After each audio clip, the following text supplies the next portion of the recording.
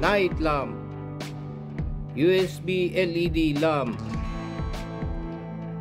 oh, USB 2.0, plastic, oh, plastic din, dalawa ba?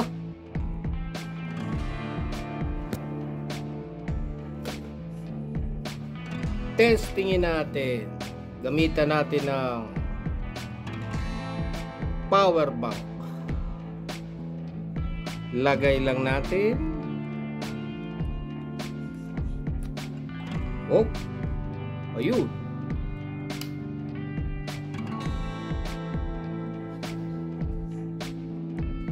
Meron na tayong flashlight. Ang kulay niya, no? Warm white. Diba?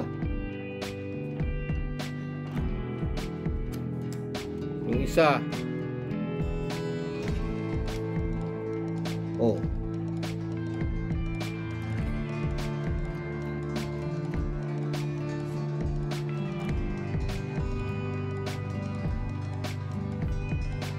Diba?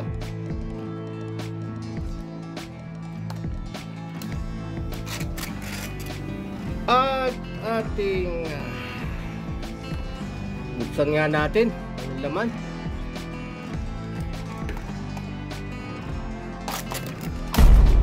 Gamitan natin ng pry tools. Paano pagbukas nito? Mukhang ano to?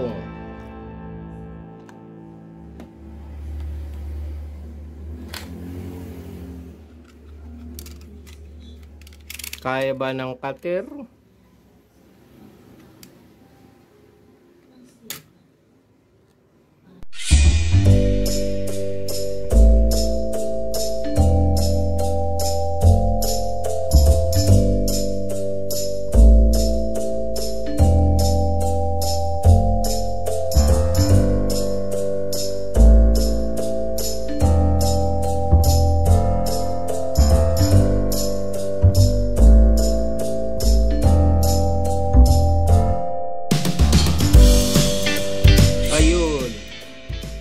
Takip.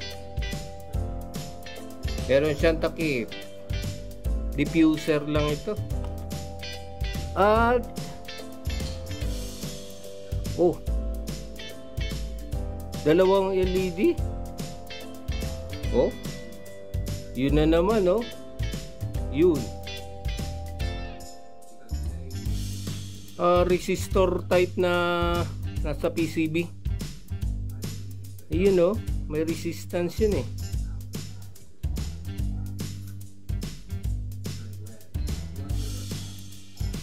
Okay. Wala siya external resistor. PCB type resistor. You know. Oh.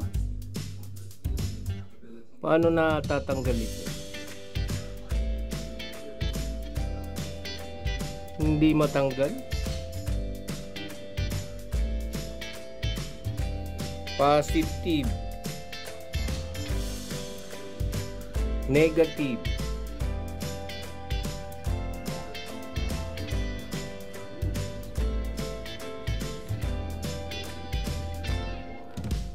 ano ba? Oh,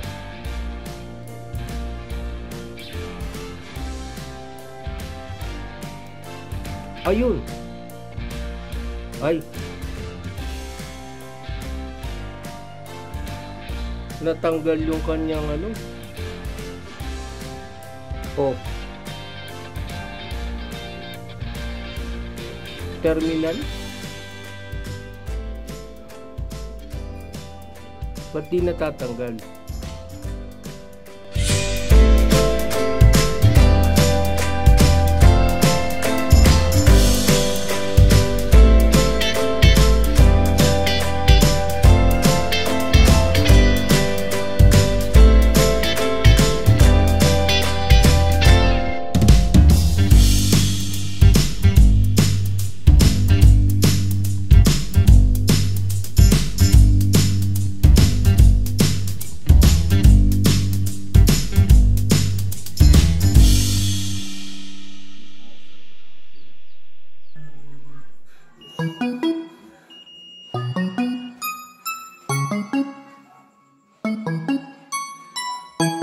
Okay. Ito pala, nawala yung dalawa resistor, nagtipid. Nilagyan ng pentel pen na carbon type pentel pen. Nakadiretso sa 5 volts. Delikado, porsado yung LED.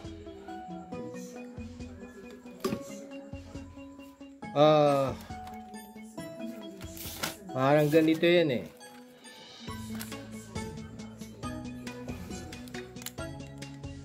You know, 5 volts power bank.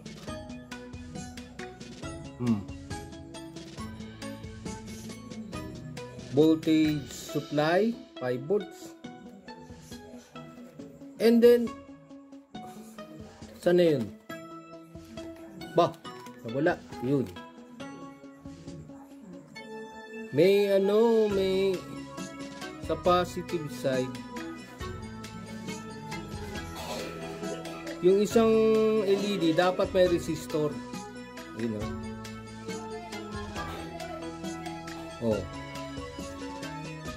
Diba? You know, sinort niya, short, nawala ito, nag-short na lang, nagtipid. Sa kasunod, negative, you know, yung isa naman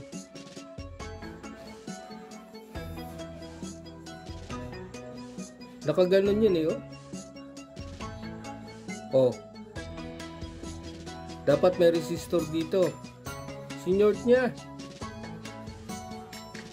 rekta ngayon, kaya itong dalawa siya ay nakaparallel sa 5 volts. Ganyan, no?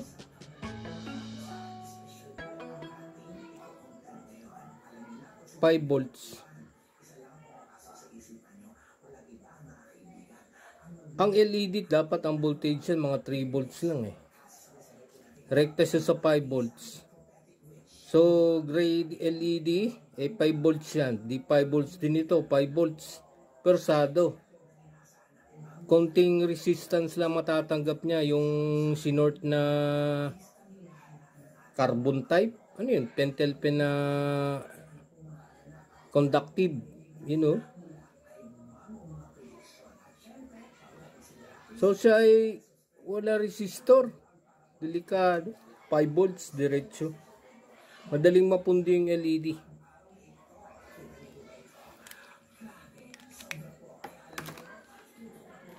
Yun o. Lagay natin.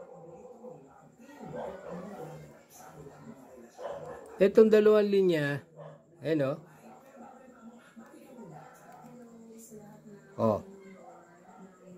Sa positive side, pag USB yan, ganito yan USB. 4 na linya yan. Itong positive na ito dito, positive, di ba? Yung isa, yun, negative. Dito yun, negative. Kaya may dalawang linya pa dyan. Yung kasunod na linya, yan yung D minus. Yung isa naman, kalapit ng negative, D plus. Bakit ba may dalawang linya dyan sa USB? USB ito eh. Ito para sa data. Since yung USB, gamit lang niya power oh. Wala yung connection yung data niya. Walang connection So kung walang data, power lang, nakakonekta lang siya sa positive at negative na 5 volts.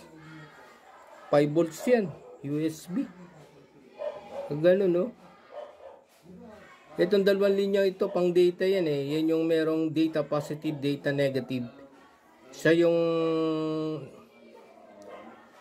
dyan tumatakbo yung data.